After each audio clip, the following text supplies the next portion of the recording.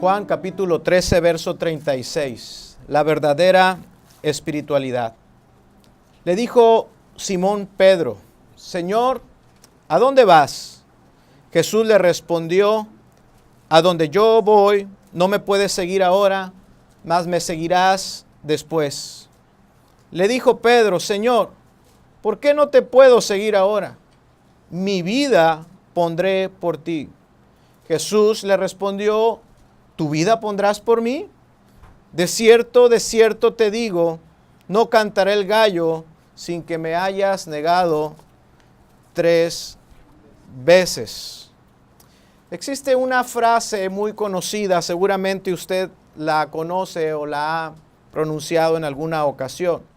Es aquella frase que dice: nadie me conoce mejor que yo mismo. No existe nadie que pueda conocerme mejor que lo que yo mismo me conozco a mí. Esta frase pudiese ser una frase muy acertada si no fuese porque en ocasiones, a veces, nos sentimos como extraños dentro de nuestro propio ser. Seguramente le ha ocurrido. Después de un determinado comportamiento inusual en su vida, nos decimos con gran sorpresa: realmente no sé lo que me pasó. Después de que reaccionamos de una manera inusual o inesperada, nos decimos: no me reconozco a mí mismo.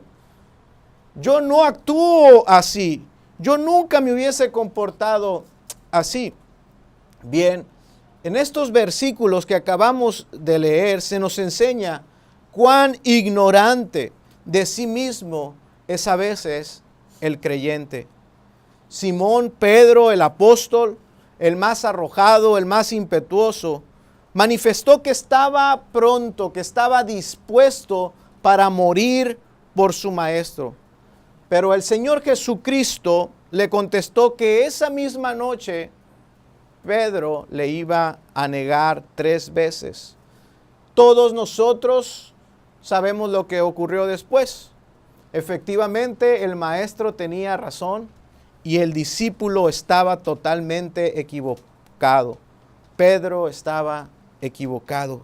Mi vida pondré por ti, le dijo. Aquel celo por su amor a Jesús había llevado a Pedro a cometer un error. Yo creo que Pedro era sincero en su amor por el Señor.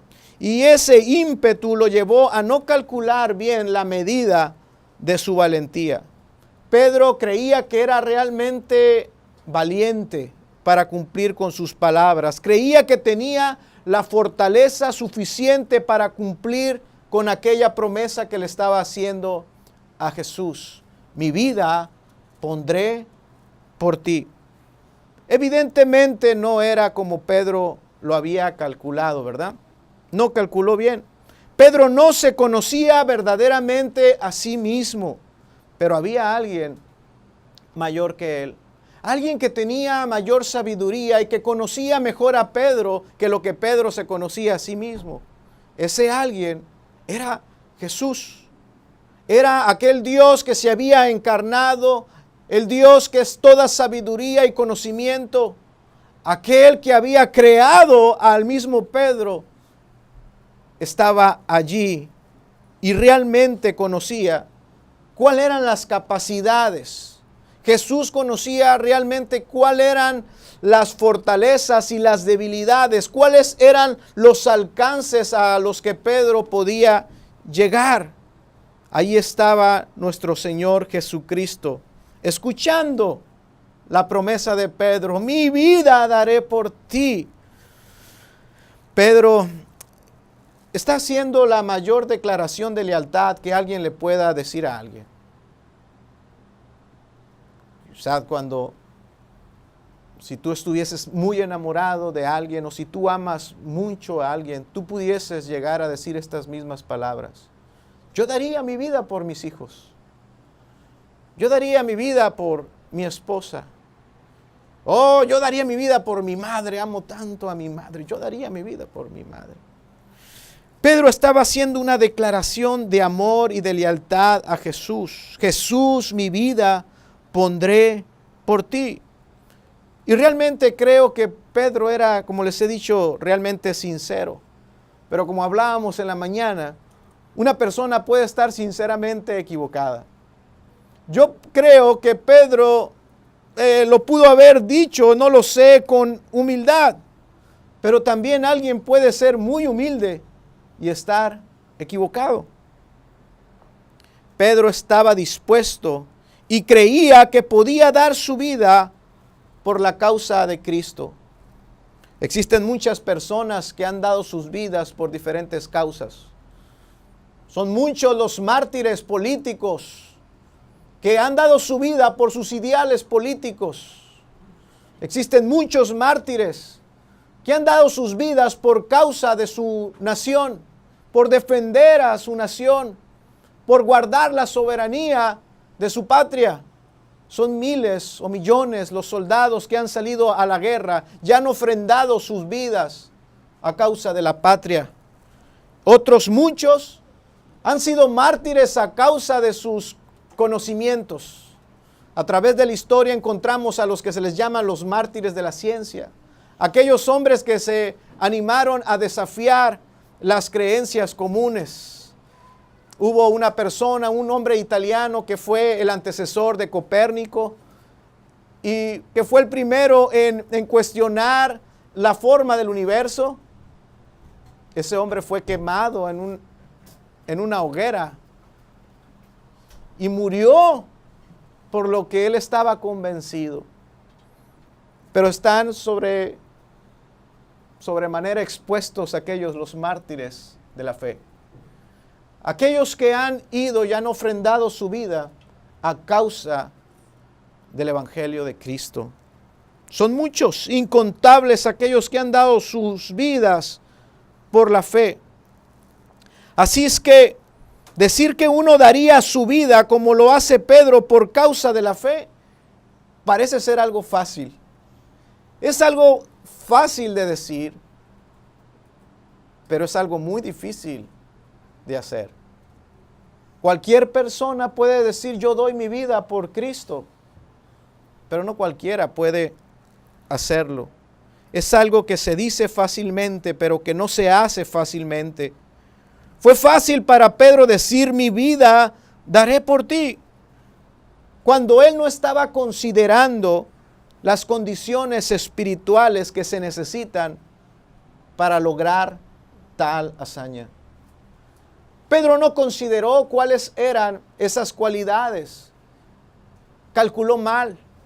Pensó que las tenía cuando no las tenía.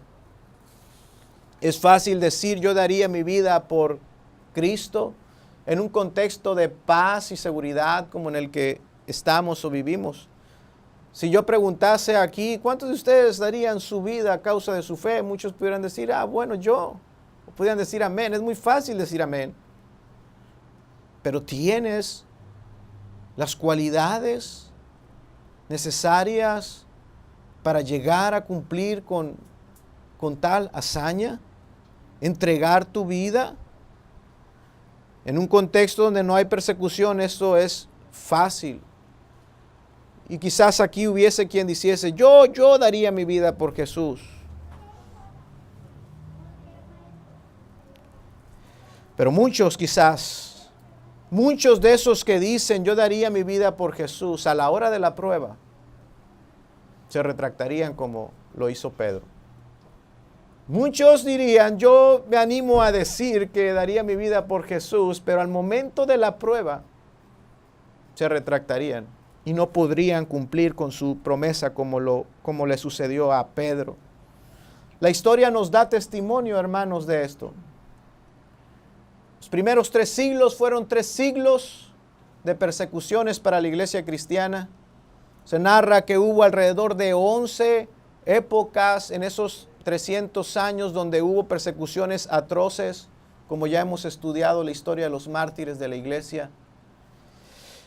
Y se calcula que 4 millones de cristianos, 4 millones de seres humanos, hombres, mujeres y niños dieron sus vidas a causa de la fe. Y encontramos historias fabulosas, maravillosas, heroicas, como la historia de Policarpo, que en el momento de su muerte, aún en el momento de su muerte, está haciendo declaraciones de fe y de firmeza que nos asombran.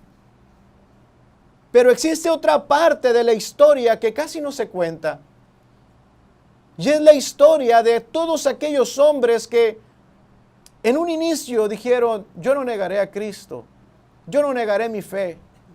Pero cuando fueron apresados y fueron puestos frente a las fieras o frente a la hoguera y se les dio una última oportunidad de retractarse, no fueron pocos los que se retractaron en ese momento. Fueron miles y miles de hombres que se retractaron en el último momento y no pudieron ofrendar su vida a causa del Evangelio. Mi vida daré por ti, le dice. Fueron muchos hermanos los que se retractaron en el momento de la prueba. No tenían las cualidades necesarias para lograr tal hazaña. A estos hombres se les pedía que adoraran al emperador. Retráctate de tu fe. Ofrece incienso al emperador y vete a tu iglesia y adora a tu Dios. No tenemos problema con eso, decía Roma. Solamente ofrece incienso al emperador, que era considerado una deidad. Es todo lo que se te pide y conservarás tu vida. Y vuelve a la iglesia allá y adora a tu Dios. No tenemos problema con eso porque todas las demás naciones eran politeístas, podían tener y adorar a muchos dioses y no había problemas. Esto representó un problema para la iglesia, porque fueron muchísimos los que regresaron, queriendo integrarse a la iglesia de nuevo. Ya no sabían qué hacer la iglesia. ¿Los recibimos? ¿Acaban de negar a Cristo? ¿O no los recibimos? Y ahí fue un problema de la iglesia con respecto a esto. Pero lo que quiero yo enfatizar es que no es lo mismo decir, oh Dios, cuánto te amo, yo daré mi vida por ti y estoy dispuesto al sufrimiento. No es lo mismo que honrarlo verdaderamente y ser leal en medio de la prueba. Se requieren cualidades espirituales para esto. Llevar nuestras declaraciones de fe a la práctica. Decir, soy creyente, soy discípulo de Jesús, soy un hombre, soy una mujer de fe. Yo sigo a Cristo. Llevar esas declaraciones, esas palabras a la práctica requiere verdaderamente convicción y requiere una verdadera espiritualidad. No cualquier persona tiene esas cualidades. Las cualidades espirituales, hermanos, son más importantes que las cualidades externas. Pedro comete algunos errores y cuando observamos el pasaje nos damos cuenta que Pedro quiere seguir el mismo camino que Jesús. Pedro quiere imitar a Jesús, pero lo quiere imitar en cuanto a las cosas externas.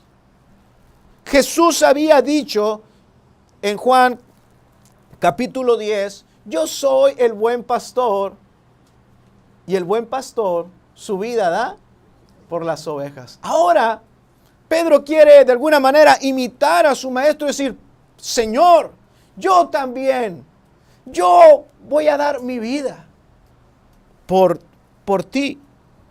La ironía es el hecho de que Pedro realmente no estaba dispuesto a poner su vida por Jesús, mientras que Jesús sí lo estaba. Y Jesús no solamente lo dijo, sino que lo hizo. Esto acaba de ocurrir, estas palabras, esto que la Escritura nos muestra de Pedro, está en el contexto inmediato de lo que vimos la semana pasada, lo que es el verdadero amor. El verdadero amor no consiste en palabras, sino en ¿qué? En acciones.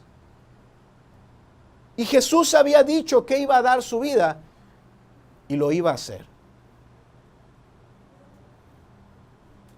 Pedro está diciendo, yo voy a dar mi vida por ti, Cristo. Y en esta ocasión no iba a poder. No iba a poder. Pedro quería caminar por aquel mismo camino con que Jesús lo hizo, pero solo en cuanto a las cosas externas. El verso 36 dice, Pedro le dice, ¿a dónde vas, Jesús? Yo quiero hacer lo mismo que tú haces. Y Jesús le responde, a donde yo voy, no me puedes seguir ahora, mas me seguirás después. Jesús, ¿a dónde iba? Iba a la cruz. Pero Pedro le dice, Señor, ¿por qué no te puedo seguir ahora? Muchos discípulos verdaderos quieren imitar los elementos externos de los grandes hombres de Dios. No son pocos los que hoy en día en las iglesias reformadas quieren predicar como Spurgeon. No son pocos aquellos que quieren tener el denuedo de Jonathan Edwards al predicar. No son pocos aquellos que quieren imitar o quieren llegar a ser grandes teólogos como Lutero, como Calvino. Y quizás puedan imitar sus formas, tomar sus frases, tratar de imitar su retórica, imitar su ministerio, pero nunca tendrán el mismo resultado si Dios no los llamó a esto. Primeramente. Pero nunca tendrán el mismo resultado tampoco si no tienen una verdadera espiritualidad. Es muy fácil decir, es muy fácil desear, es muy fácil querer llegar a ser, pero el camino es muy difícil y tiene un proceso. No importa cuánto creas que puedas lograr. Existe una filosofía que se ha metido dentro de la iglesia, la filosofía de Nike. Si quieres, puedes. Si tú quieres, puedes hacerlo. Pero si no tienes las cualidades espirituales, vas a fracasar a la hora de la prueba. No importa que los demás te admiren y seas un referente para otros. Eso fue lo que le pasó a Pedro. Pedro era admirado por los demás discípulos. Él llegó a ser el representante de los discípulos, los mandaban por delante. A Pedro siempre. Pedro podía ser admirado por las demás personas, pero Pedro iba a fracasar en el momento de la prueba. Porque no tenía aún las cualidades espirituales. No importa cuánto imites entonces las cualidades externas de otros. Si no tienes verdadera espiritualidad, a la hora de la prueba, cuando el Señor te ponga en una prueba grande, te vas a quebrar. Vas a fracasar. Fracasarás a la hora de la prueba. 4 cosas hicieron que Pedro fallara en la prueba de su lealtad. Y quiero hablar de ellas. Están los evangelios, los otros 3 evangelios que nos expanden qué pasó con Pedro. Alternativo a este pasaje, los otros evangelios nos dejan ver cuáles fueron las fallas de Pedro. Primeramente, Pedro falló porque se jactó demasiado. Pedro dijo, hasta mi vida daré por ti. ¿Cuánta jactancia? Pedro no estaba midiendo esas implicaciones de sus palabras. Él pensó que podía hacer su propia voluntad con sus propias capacidades. Nadie le estaba pidiendo aquello. Nadie se lo estaba pidiendo. Él de su voluntad quería llegar a hacer estas cosas. Él creía que con su propia valentía, que su propio ímpetu, que su propia fortaleza interna podía llegar a cumplir esta promesa. Se jactó demasiado. Pedro pensó que podía hacer lo que quería hacer. aunque su deseo era genuino, él verdaderamente quería dar su vida por Jesús, no podría hacerlo. Sobreestimó sus capacidades para decir qué es lo que debía de hacer, y esa fue la ruina de Pedro. Pedro subestimó esos recursos para lograr su hazaña, y esa fue su ruina. Pedro edificó su casa sobre la arena. Y dice la Escritura, Jesús puso esa ilustración. Jesús ya lo había enseñado en aquel sermón. Aquel hombre que edifica su casa sobre la arena, sobre algo que no es sólido, que no es firme. Y cuando viene la hora de la prueba, cuando vienen los fuertes vientos, esa casa no podría soportar y se caería. Pedro estaba edificando su casa sobre la arena y no sobre la roca que es Cristo.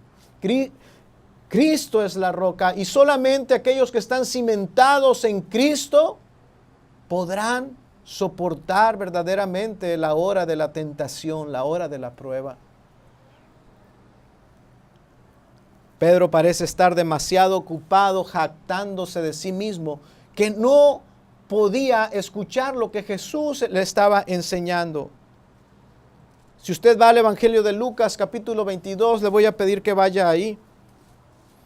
Pedro no tenía oídos para oír, porque cuando el hombre es jactancioso, no puede escuchar las palabras de alguien más. Solamente se escucha a sí mismo. Jesús acababa de dar estas palabras y Pedro no las escuchó. Dice la Escritura en el verso 31 del capítulo 22 de Lucas, dijo también el Señor, ¿lo tiene allí? Dijo también el Señor: Simón, Simón, he aquí que Satanás os ha pedido para zarandearos como a trigo. Pero yo he rogado por ti, que tu fe no falte, y tú, una vez vuelto, confirma a tus hermanos. Pedro, Simón, vas a fallar. Vas a fallar. Ya está previsto que vas a fallar. Le dice, y una vez vuelto, el diablo te va a zarandear y ¿sabes qué? Te vas a huir, te vas a alejar, te vas a quebrar. Pero yo he rogado para que una vez vuelto, es decir, verdaderamente no vas a soportar este momento. Ya está escrito que te vas a equivocar y que te vas a quebrar. Pedro, me vas a fallar, te vas a cobardar, vas a negarme, vas a huir en el momento de la prueba.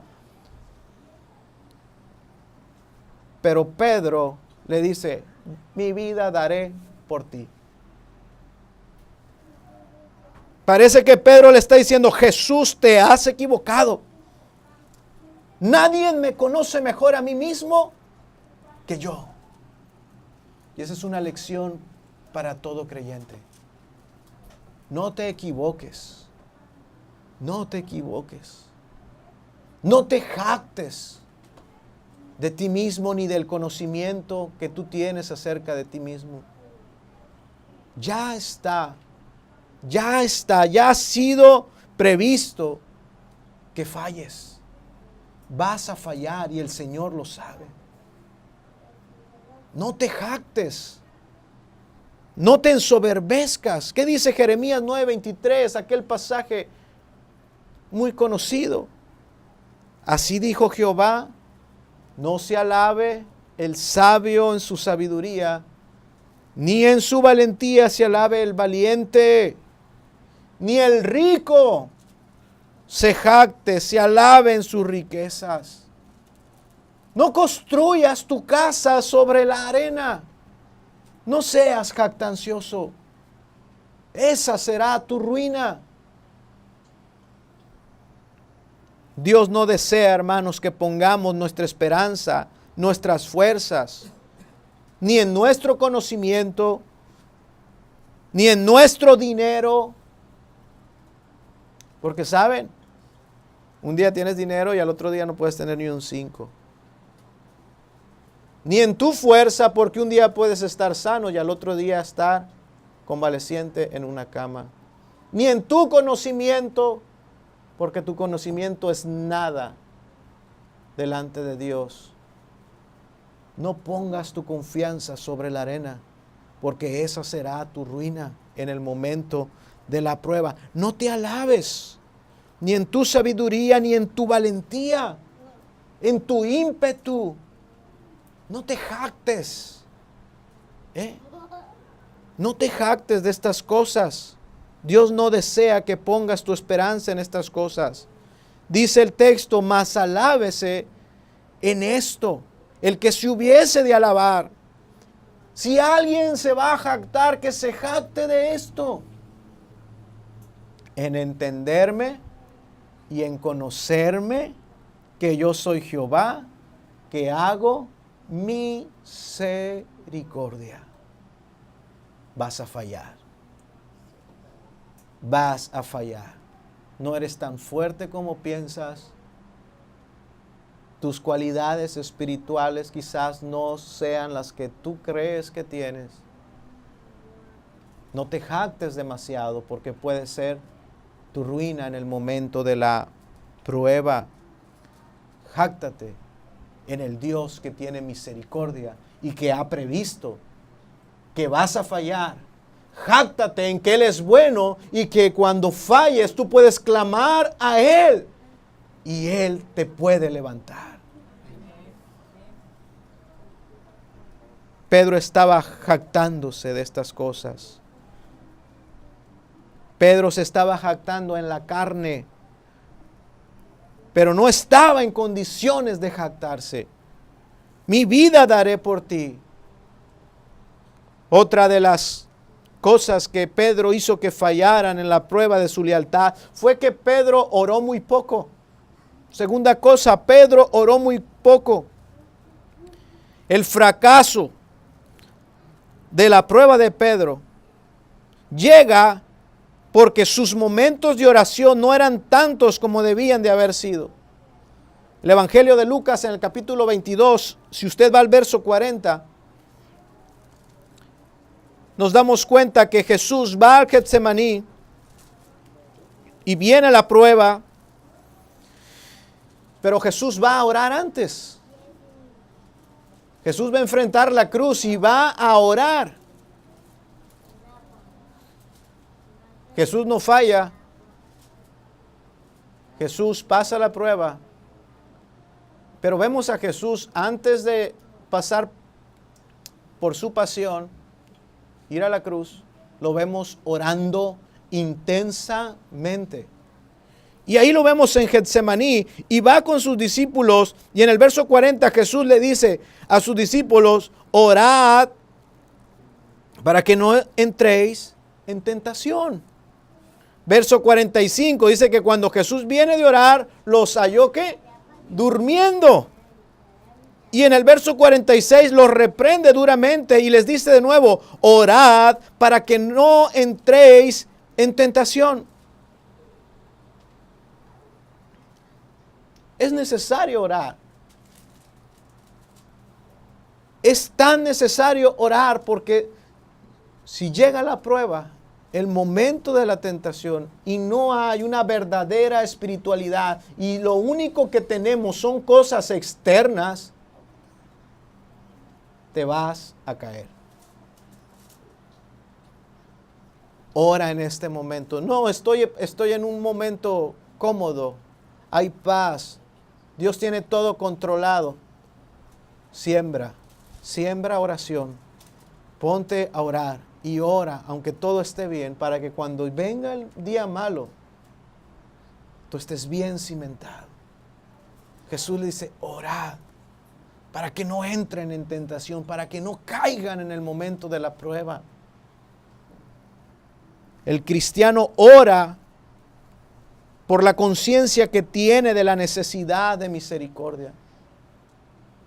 Cuando nosotros nos alejamos de la oración, estamos haciendo una declaración de independencia, de rebeldía al señorío de Cristo. Que el Señor nos ayude en esto. Porque si vienen nuestros enemigos, porque si el mundo deja caer sus saetas sobre nosotros y viene con enfermedad, con pobreza, con persecución, no vas a soportar. El cristiano ora por esa conciencia que tiene, que sabe que necesita de la gracia y de la misericordia de Dios para vencer a sus enemigos. El cristiano ora a causa del peligro que el pecado representa. El cristiano sabe que hay un remanente de pecado en él que lo lleva, lo quiere impulsar a pecar. El cristiano ora porque sabe que ese pecado está allí y ruega a Dios porque la gracia de Dios lo mantenga alejado de él. Jesús nos enseñó a que oráramos. Y en la oración del Padre Nuestro, Jesús nos enseña a orar de esta manera. No nos metas, Padre, en tentación. Líbranos del mal. Estas palabras no son deseos del corazón. Estas palabras deben de ser expresadas en súplicas delante de Dios. Padre, no nos metas en tentación. La oración, hermanos, dice Juan Bunyan, la oración contiene una profunda conciencia de nuestra debilidad ante el pecado. ¿Por qué habremos de decirle, Padre nuestro, no nos metas en tentación? ¿Por qué? Sino porque reconocemos que somos débiles, que somos pecadores y que somos atraídos al pecado. Pero aquel que se jacta demasiado, que confía en sus cosas externas, caerá en el día de la prueba. Esta fue una lección que aprendió Pedro. Cuando Pedro escribe su primera carta en el capítulo 4, verso 7, Pedro, el mismo Pedro, pero ya una vez aprendida la lección, Pedro dice, sed pues sobrios y velad en oración. Aquel dormilón, aquel que no pudo velar una hora con el Señor Jesucristo, aquel que cayó y negó al Señor 3 veces, ahora ha aprendido la lección. Y les dice a sus hermanos, hermanos, sed sobrios, velad, estén vigilantes, hagan guardia en oración. Este era un conocimiento verdadero de Pedro. No solamente era un conocimiento teológico de lo que debía de hacer un cristiano, sino fue un conocimiento que Pedro llegó a tener por medio de la experiencia de su fracaso espiritual. La falta de oración, hermanos, es ese mensaje al Altísimo declarando nuestra independencia y nuestra rebeldía al Señor. Tercero, Pedro falló porque actuó demasiado rápido. El ímpetu de Pedro lo llevó a cometer muchos errores durante su caminar con Cristo. Actuar sin pensar era característico de este discípulo. Pedro era el que no pensaba, simplemente actuaba. Y eso lo llevó a cometer muchos errores. Vaya a Lucas capítulo 20, verso 50.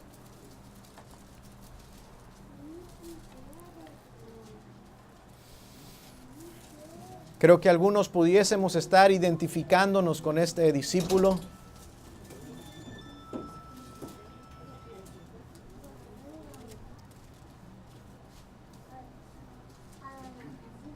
Lucas capítulo 20, verso 50.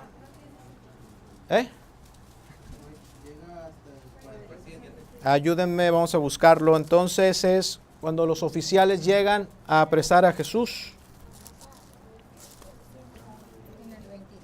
22:50. 22:50.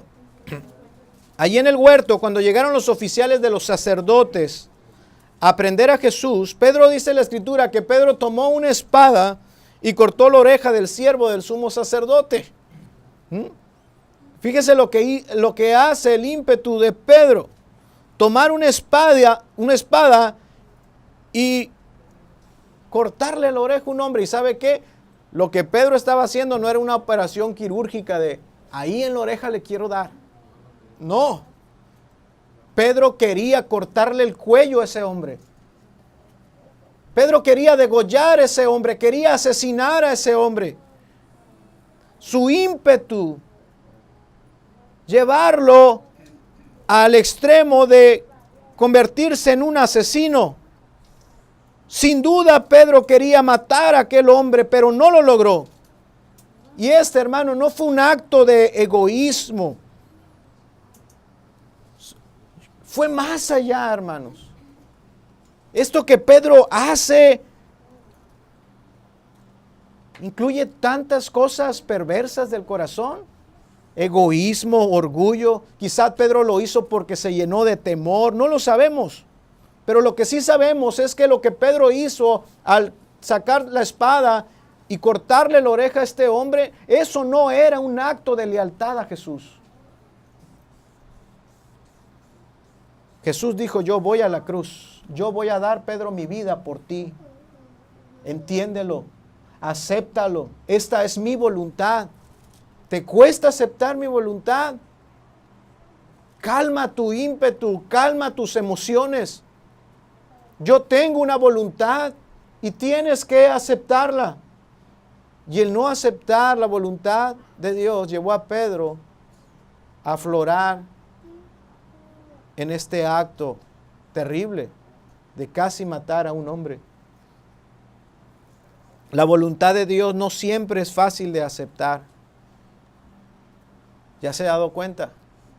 Cuando vienen cosas a nuestras vidas y por más que intentamos solucionarlo, todo se va dirigiendo hacia un solo punto y tú quieres desviarlo y quieres llevarlo a otro y pones toda tu sabiduría, tus fuerzas, tus ruegos, le ruegas a Dios que no sea así, Señor, yo quiero esto, Padre, y pones todo tu empeño, tus finanzas y tú quieres corregir algo, que cambie el curso, quieres cambiar la voluntad de Dios y no la aceptas. ¿Cuánto pecado comete el cristiano antes de darse cuenta que la voluntad de Dios es inquebrantable? Dios ha dicho y lo que ha dicho se va a hacer. La voluntad de Dios no siempre es fácil de aceptar, hermanos, pero aquellas personas que verdaderamente son leales a Dios van a poder discernir esa voluntad y van a poder aceptar esa voluntad y estarán en paz con Dios. Y tendrán paz con Dios. Pedro quizás pensó que estaba contribuyendo a la causa de Dios asesinando a un hombre. Pero todo lo contrario, sus ímpetus, sus acciones estaban estorbando y contribuyendo a su propio fracaso. De hecho, la reprensión más dura que Jesús da a un discípulo es la reprensión que Jesús le da a Pedro. Mateo 16:21. Espero que aquí no me haya equivocado. Mateo 16:21.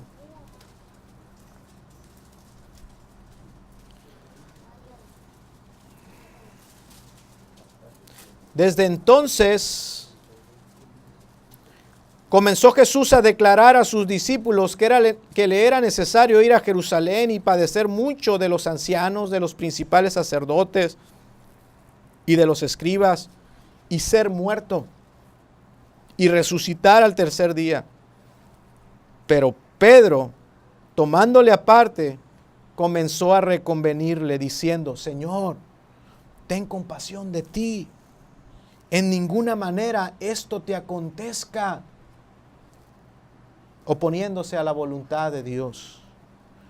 Pero él volviéndose dijo a Pedro: quítate delante de mí, Satanás, porque me eres tropiezo, porque no pones la mira en las cosas de Dios, sino en las de los hombres. El ímpetu de este discípulo lo llevaba a obrar en la carne. Y recibió una reprensión durísima. Está siendo dominado por Satanás.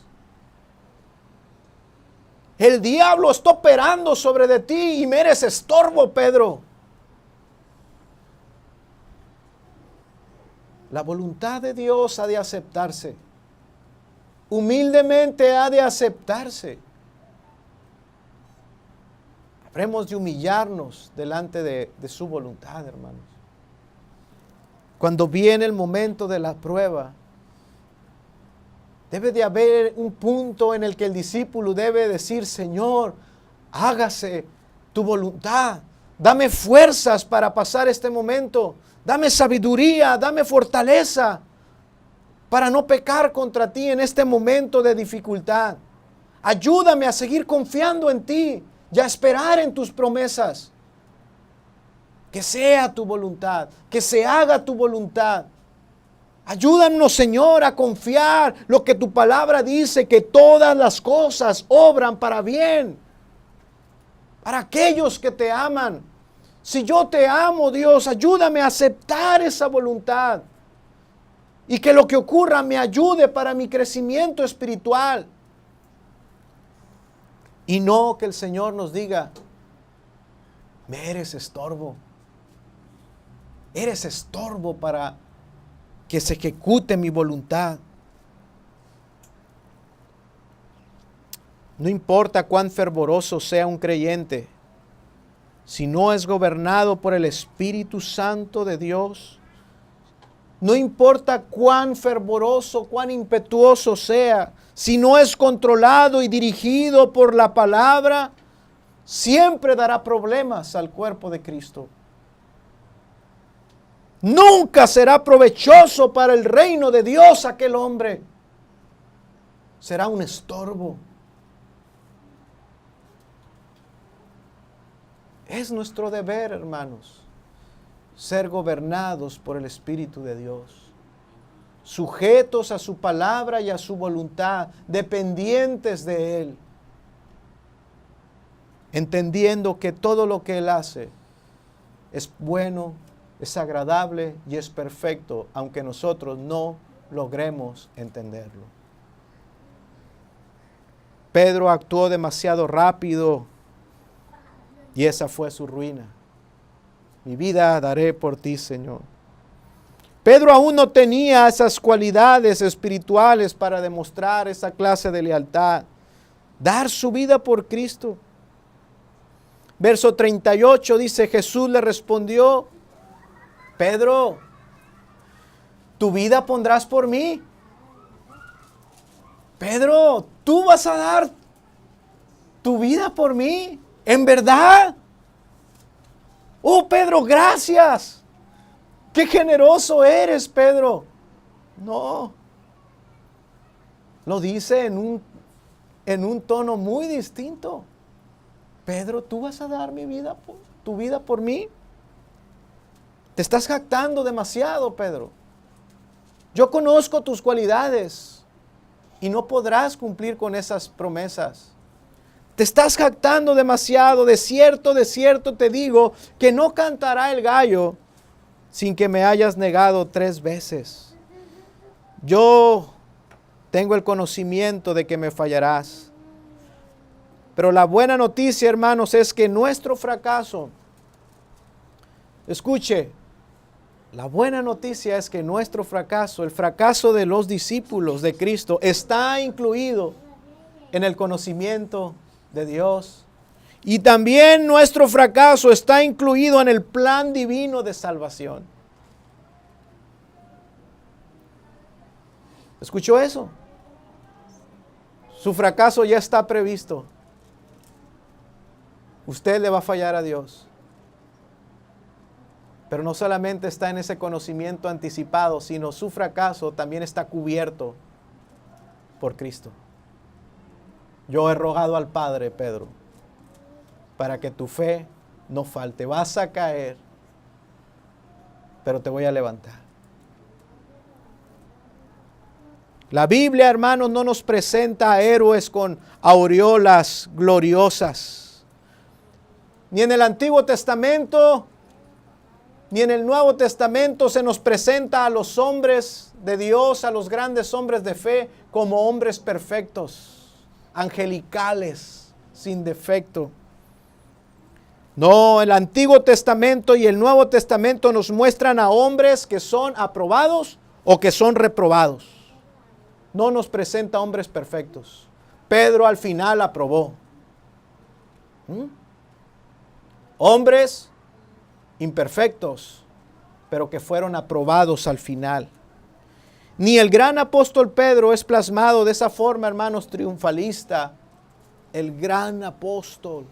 La Biblia nos permite ver el fracaso de los que siguen a Cristo, pero también nos permite ver la obra redentora y gloriosa de Jesús por aquellos que Jesús ama. Aquellos que Jesús ama, Jesús dijo, ninguno de lo que me has dado, ninguno de los que el Padre me ha dado voy a perder. Eso es glorioso.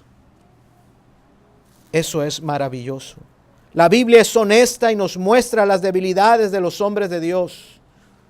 Y exalta la gracia de Dios, las misericordias de Dios. Y nos presenta a Cristo como el único hombre perfecto y aquel que sustenta a todos los demás.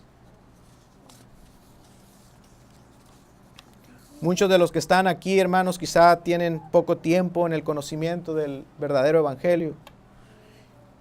Pero seguramente, aunque tengan poco tiempo, ya han experimentado fracasos espirituales. Tropiezos como este de Pedro. Estoy casi seguro que eso le ha ocurrido a usted. Estoy seguro que en más de una ocasión nos hemos encontrado oponiéndonos a la voluntad de Dios. Reconveniendo con Dios en decisiones que Dios ha determinado hacer y le hemos dicho, Señor, no queremos esto. No queremos que esto nos ocurra. Quiero que bendigas esto que estoy haciendo y no quiero nada más. Aunque tú me quieras dar otra cosa, yo quiero esto.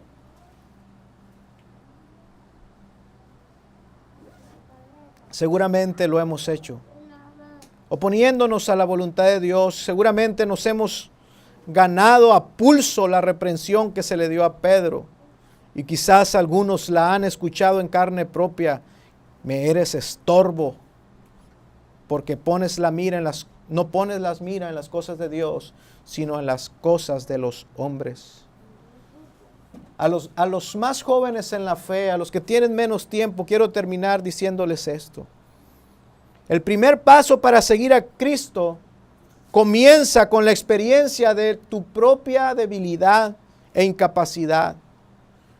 El primer paso para seguir a Cristo como un verdadero discípulo es el mismo como empezaron estos hombres, reconociendo su fracaso, dándose cuenta de su debilidad y su fracaso personal. Reconoce al Señor como aquel de donde fluyen todas las cualidades y fortalezas. Y reconoce que solamente Él te puede sostener en el momento difícil. Y permanecerás. Y vas a permanecer hasta el final. A los que ya tienen camino andado, como se dice, quiero recordarle las palabras del apóstol que nos dice en 1 Corintios 10:12, el que piensa estar firme, mira, cuídese de no caer. Y a todos les pregunto esta noche, hermanos, ¿qué promesas le has hecho a Jesús? ¿Que le ibas a amar? ¿Que te ibas a alejar del pecado? ¿Qué promesas le has hecho a Jesús? ¿Que le ibas a servir? ¿Le llegaste a decir, Jesús, yo te voy a servir? Jesús, yo me voy a comprometer con el evangelismo. Te pregunto a ti, ¿cómo te ha ido con tus promesas? ¿Cómo te ha ido con aquellas promesas, palabras que le has dicho a Jesús? ¿Acaso te jactaste demasiado? ¿O te faltó oración? ¿Oraste muy poco? ¿O actuaste demasiado rápido? Quiero decirte que no fue demasiado tarde para Pedro, ni lo es tampoco para ti. No es demasiado tarde para nosotros tampoco. Pedro al final pasó la prueba. Jesús le dijo, no vas a poder seguirme en este momento, pero después sí vas a poder. En este momento no pudiste quizás, o hasta aquí no has podido quizás cumplir con tus promesas, porque no hay las cualidades espirituales. Pero la buena noticia es que una vez que se evidencia la debilidad y que se reconoce el pecado y es humillado el corazón, Dios cambia las vidas. Dios cambia a las personas. Pedro demostró ser un discípulo genuino. Y eso lo podemos ver en el libro de los Hechos. Prontamente vemos a un Pedro totalmente diferente. A un Pedro totalmente dependiendo de Cristo y de su obra. Pedro cambió. Pero a veces la humillación es necesaria para el orgullo humano. Y Dios permite que caigamos para que reconozcamos nuestra debilidad. Tal vez no tengas o no puedas observar los rasgos de un cristiano comprometido en tu vida. Y yo quiero decirte, no juegues con eso. No juegues con eso. No te jactes en aquella esperanza de que quizás mañana lo serás. Comprométete hoy y ríndete al Señor hoy. Y que su gracia te transforme hoy, hermanos. Hay aquellos que han entendido estas cosas y bien, no lo soy hoy, pero lo seré mañana. Y no se arrepienten. El día para confiar y humillarse y depender de Dios siempre es hoy. Hoy. Amén. Hermano, que el Señor nos ayude y nos bendiga con su palabra y nos cambie y nos transforme. Vamos a orar.